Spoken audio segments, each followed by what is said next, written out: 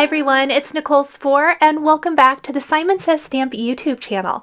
Today I have another STAMPtember 2021 card project to share with you. This time it's the Brutus Monroe Sweet Seasonal Apples stamp set. There are also coordinating dies, and you guys, this is an amazing 6x8 stamp set. I have been so looking forward to sharing my cards with this, and yes, I could not just pick one. There is a fall caramel apple, there is a mummy wrapped Halloween apple, and of course the darling snowman apple. So we are going to be stamping multiple images from this stamp set. In fact, I think I stamped absolutely everything and coloring them in, and then I did fussy cut my images. I do love how the fussy cutting without the white border looks against some ink blended backgrounds that we're going to create with some Distress Oxide color combinations and some fun stenciling. First though, we need to color in all of our cute images here. I decided to use Copic markers. I used Lawn Fawn Jet Black ink on Nina Smooth White cardstock, and I am coloring in my images. Here I'm going to start with my snowman's carrot nose with YR07, 04, and 01. A little C8 and C6 for his hat. And even a little C4 there. And for the band around his hat, I am of course going to go with a nice bright red. There's only a couple of touches of red for this holiday themed card, but I think they stand out so nicely against the blue background we're going to create. Then I'm going to go ahead and move over to the bow and color that in with my red markers as well. I'm using R59, 46, and 24 to color in anything that's the red color combination. I stamped multiple bows. I did 3, 1 for each apple, 3 sticks, and 3 stems with leaves, as well as 3 little mini gift tags. How amazing are all of these components? Can't you just see creating all kinds of amazing caramel apple designs? I love these. I even think they would make fantastic gift tags because the size is really great for like a standard type of tag. While I have my red markers out, I'm going to go ahead and color in the top of my fall themed caramel apple with my red marker, and I'm going to color in the gift tag. Tried to kind of do anything that I thought would be red at one time. We're going to be mix and matching the bows and tags on each of the cards for the best combination. I tried to kind of mix it and even it out. For the apple itself, the snowman apple, I'm using E43 and E40 with the colorless blender. So you might not normally think brown for the snowman, and I don't think brown either, but I wanted to give it almost the look of the caramel showing through, like I'm imagining a white chocolate since this is a caramel apple. And so I kind of traced the areas on my apple first with the E43, blended out with E40, and then went over the whole thing with a colorless blender, which gives it a really nice soft look. To decorate the apple even more, and because I'm not using the coordinating dies, otherwise I would wait and do this step after I had die cut, I'm going to take a black jelly roll pen and add detail to the button mouth and the button eyes. I'm going to wait till the eyes are completely dry before taking a white pen and going back in and adding those highlights because I got a little aggressive with my black marker. Then I'm going to color in the caramel of my apple with E43 and then E47 and E44. I want to keep this fairly light but still add a nice amount of shading. I'm imagining this apple is dipped in caramel and then it has like a chocolate coating to it. That's what all those little dots are. This did take a minute to color just because I had to take a dark marker and kind of go over each of those little areas, but I think it's worth it. And even after I did that, I'm actually going to take Glossy Accents and add a little dab of Glossy Accents to each of those little chocolate drops for a nice glossy finish. Each one of my cards is going to feature some glossy accents somewhere, as I thought it worked really nice for this design. So I have my E47 now, and I'm simply coating each of these little chocolate bits with my dark marker, and you can just see the image come to life with that dark marker coloring. So we have 2 of our apples ready to go. For the stems and leaves, we're going to do a little E47, 44, and 43. And for the leaves, we're going to go to some of my favorite YG colors, yellow greens, with yellow green 97, 95, and 93. I guess I come back to that. I used E55 and E57 for the popsicle sticks for my caramel apples. Here are those green markers, and we just want to add in our shading really nice. I purposely picked a color combination that's a little richer. I call it more of a jewel tone. Same goes for the red, since these are all fall and winter themed cards.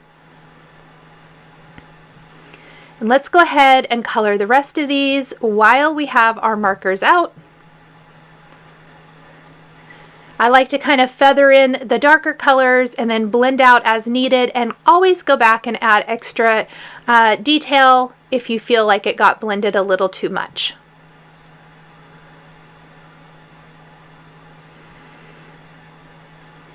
We'll finish this last one, and then we just have the mummy, a couple of bows, and a couple of tags left to color. And the mummy is super easy. I just love the face. I think it's hilarious. So for the mummy wrap itself, which most of the apple is wrapped up in it, I'm using E43 and E44. I wanted to make sure I added some touches of green underneath, because I'm imagining for the monster apple, he's a green apple. And I want to use my yellow-green markers for that. I'm using yellow-green 97 and 95. So kind of around the eyes, there are some great little spots for that. And then for the eyes and the teeth, we're going to give them a yellow tint for that monster feel. I ended up using YR 30, 31, and 23 in different combinations for all of those areas. And just like for the snowman, we're going to take a black jelly roll pen and go over the black pupil of the eye so that it really pops. Plus, after we've done that and it's dried, we will take some glossy accents and go over those eyes so they have a glossy raised finish, and so that the teeth do as well. For the Orangish Yellow Bow, we're using YR 27, 24, and 31. This is going to be the bow that we use on the fall themed card. I'm going to use pretty much the same combination, just kind of leaving out YR 27, but we'll use YR 24, 30, and 31. I guess I did use not 24. I used YR 23, 31, and 30 for the tag. So it's a little bit more yellow without quite as much orange to it. This will be the tag for the Halloween card. And then for our final tag, I did opt to go for more of like a craft-like looking tag, and we're going to go back with E44, 43, and 40 for this one.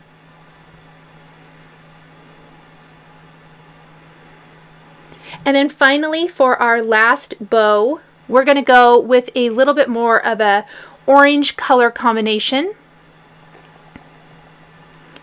Added that black glaze pen for the eyes, white little highlights for the button mouth and the eyes on the snowman.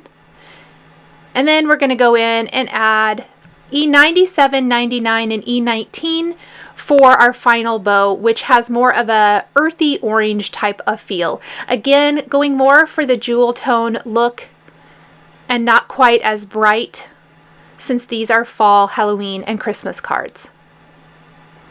Now, off camera, I am going to fussy cut all of these images. It does look a little intimidating, but I'll tell you, it went really fast. The worst image to cut was not the mummy. It was probably the caramel apple covered in bits because of all those little chocolate bits along the sides, but even at that, it did not take long. Now I'm covering the little chocolate bits with Glossy Accents, as I mentioned earlier, and this ends up being one of my favorite things about all three cards are the Glossy Accents on each. So for the caramel apple, of course, it's the chocolate bits. And then for the snowman, it's the nose and the hat and the mouth and eyes.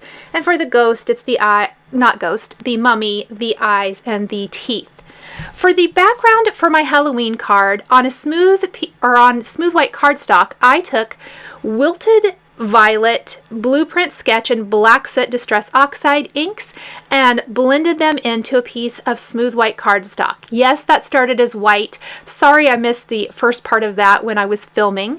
I am using the waffle flower stencil mat. I spritzed some water from a distress sprayer right there over the background. I love the oxidation it gives to this background.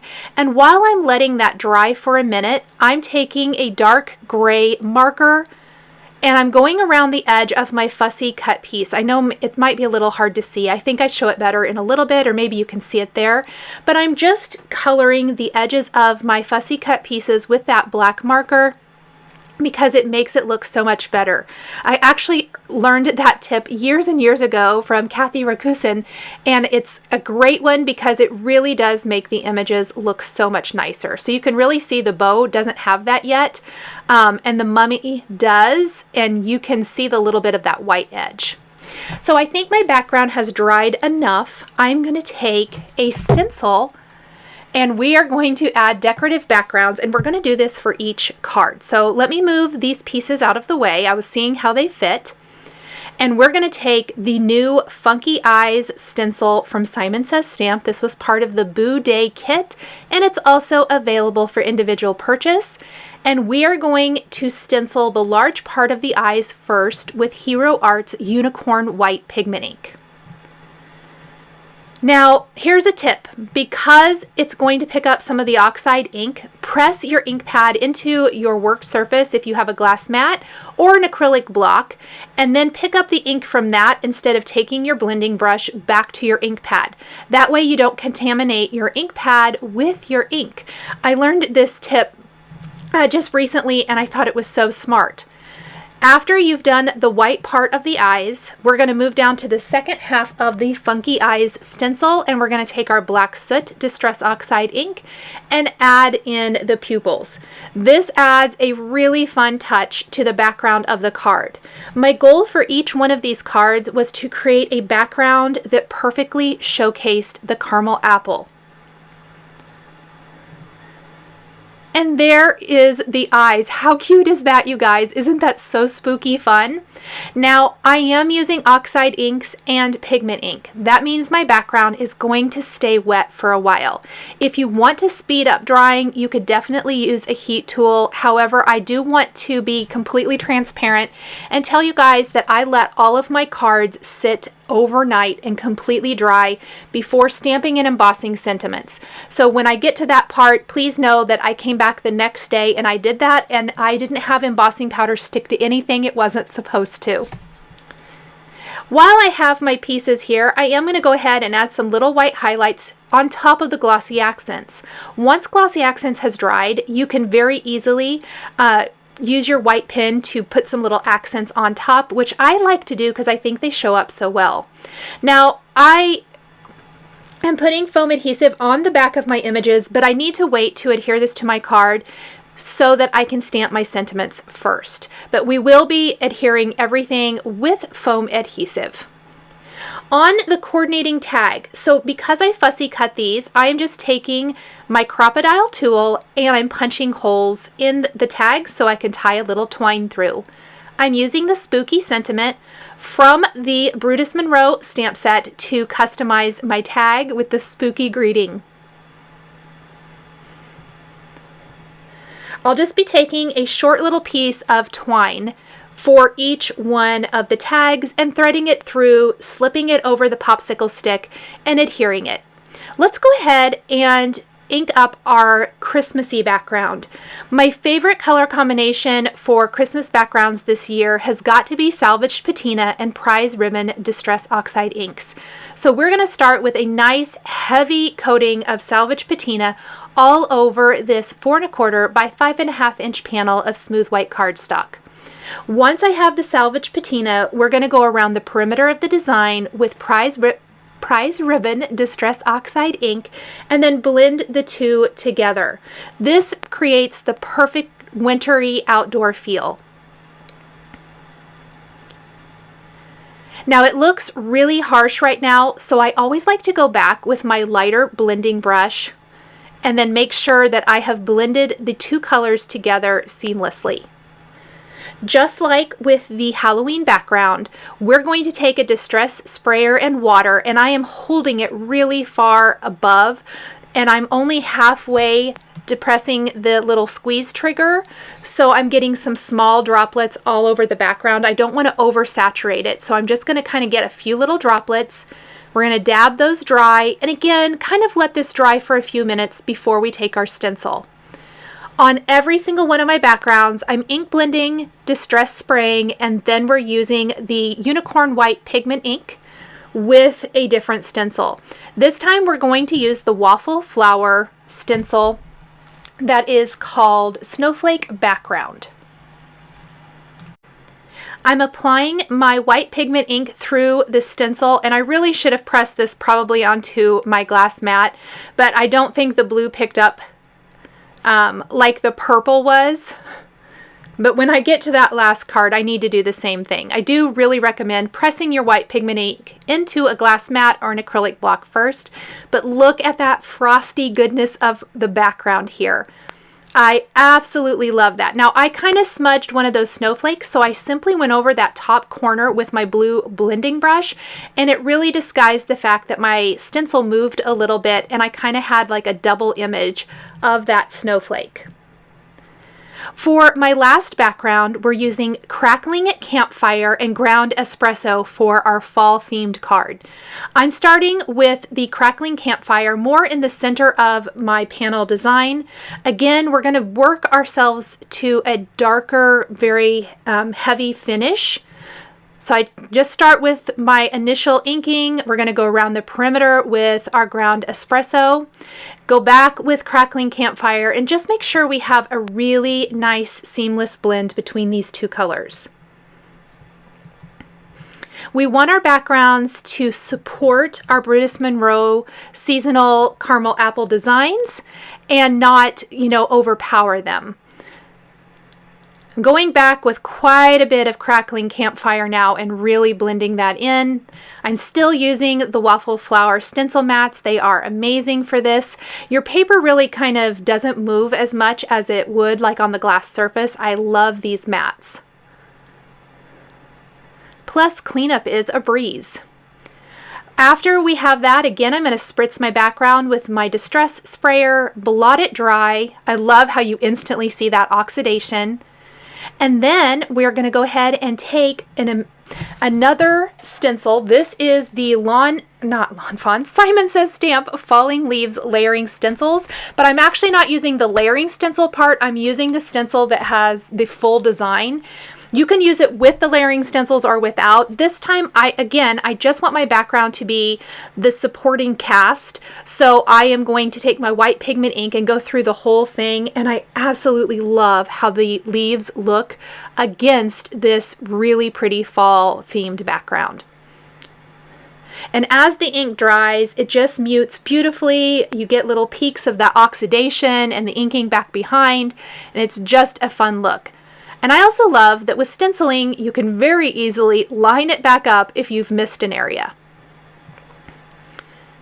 So there are my 3 backgrounds, and I let them sit completely overnight. Once dry, I'm going to grab sentiments from that Brutus Monroe set, and we are going to customize each background with sentiments. I love that this stamp set has so many fantastic sentiments in it to work with all 3 seasons. I didn't even use all of the sentiments. I really tried, but there are more sentiments than cards that I have today. For our fall themed card, we're using Welcome Fall. You are the caramel to my apple. So Welcome Fall is one sentiment. You are the caramel to my apple is another. And I am going to customize this tag with a stamp from another stamp set because there wasn't a small phrase that actually works on this tag. So when we get to the finishing of this, I'll talk a little bit more about that. I'm stamping my sentiments with the Hero Arts embossing and watermark ink and heat embossing with white embossing powder. I think the white really just ties in to the look and the feel. It pops against these oxidized ink blended backgrounds so beautifully. For the Halloween card, I'm using You're a Treat and Happy Halloween. And you'll notice I used a powder tool ahead of time. Don't forget to buff away the excess powder when you're finished with a dry cloth or a Swiffer or even just your finger. For the Christmas card, we're using Happy Holidays, and there is Snow One Like You. I love how the snowy background of this card ties in to the snowman caramel apple. Now that our backgrounds are all finished and our sentiments are stamped, we're ready to put it all together. Now, for the finishing of our tags, I am going to stamp the word joy from the stamp set on the kind of craft colored tag with clear embossing ink and heat emboss with white embossing powder. We already did the spooky tag, and then for the Thanksgiving tag, we're going to use a sentiment from the lined leaves stamp set. And we'll also stamp that with clear embossing ink and heat emboss with white embossing powder. We're putting together the caramel apple first, and I have adhered all of the components with foam adhesive as I really like how they stand up against the background. I think foam adhesive is always a great idea, and it really makes those images pop against the fun stenciling. I love those funky eyes. I think they're the perfect finishing touch to this spooky card. I only put the foam adhesive on the 4 outer corners of the bow so that it straddles the popsicle stick perfectly. We're going to go ahead and pop this onto our white top fold card base, and we have an adorable spooky mummy caramel apple card. I'm going to go ahead and create the Christmas card now, or the holiday card. I like to connect the stick, the popsicle stick, and the leaves at the same time. I noticed I forgot to color the edges of these fussy cut pieces, so I'm very quickly taking the edge of my Copic marker and adding that. Nice thin little foam adhesive strips work great behind that popsicle stick. Tuck that back behind the apple. I've got a little tag I'm just threading some twine through, and I'm going to slip that over the popsicle stick. I tried not to press the adhesive down too much until I had the tag in place. And then again, some foam adhesive on the bow, and we'll pop that little red bow up at the top. How cute is that? I just love it. And again, we have a white top fold card base, and we're going to pop our caramel apple image right there, or our panel right on the card. And you can kind of fiddle and fuss. I actually left my little tags loose on each of my card designs. I didn't put adhesive back behind them. For our fall themed card, we're again going to start with placing the apple in place. We're going to attach the stick and the stem together. Tuck that underneath the edge, or the top edge of the caramel apple.